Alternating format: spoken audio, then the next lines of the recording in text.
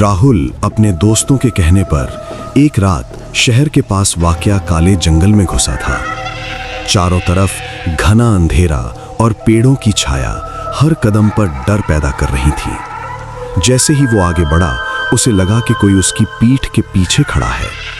उसने पलटा, लेकिन वहां कुछ भी नहीं था। सिर्फ हवा की हल्की सरसराहट और सूखी पत्तियों की खड़खड़ाहट थी।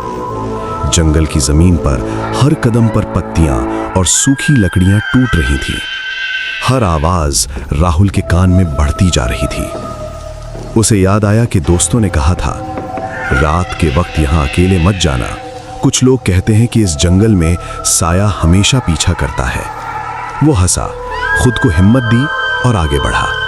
जैसे जैसे वो जंगल के बीचों बीच पहुंचा, ठंडी हवा की एक लहर उसके गले तक पहुंची। उसे महसूस हुआ कि कोई उसके आसपास धीरे धीरे घूम रहा है। उसका दिल तेज हो गया। उसने अपने पैरों की रफ्तार बढ़ाई, लेकिन पत्तियों की खड़खड़ाहट हमेशा उसके पीछे रहती। वो पलटा, पर हर बार वहां खाली जगह ही दिखाई देती। राहुल ने देखा कि पेड़ों के बीच अचानक एक अजीब सा साया उसके कदमों के साथ चल रहा था।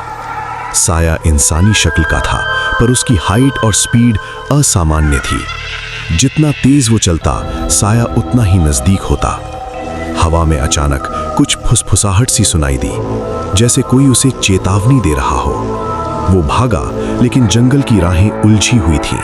हर मोड़ पर वही साया उसका पीछा कर रहा था। उसे याद आया कि उसने अपनी मोबाइल की फ्लैश चालू रखी थी, पर चमक की रोशनी में भी साया अजीब ढंग से बदल रहा था। पेड़ों की छाया उसके ऊपर झुकती और हवा में अजीब सी खुशबू फैलती। जंगल के बीच में राहुल थक कर एक पुराने पेड़ के पास बैठ गया। उसने सोचा, बस अब सब खत्म है। तभी उसे महसूस हुआ कि साया उसके बिल्कुल पीछे खड़ा था। लेकिन इस बार वो देखा कि साया उसकी ग्रीन जैकेट पर चिपक गया। ये कोई इंसान नहीं था। उसका साइज लगातार बदल रहा था और हल्की सी ठंडी हवा उसके चेहरे पर गिर रही थी। जंगल से निकलते ही राहुल ने देखा कि सुबह का सूरज धीरे धीरे पेड़ों के बीच से झांक रहा था।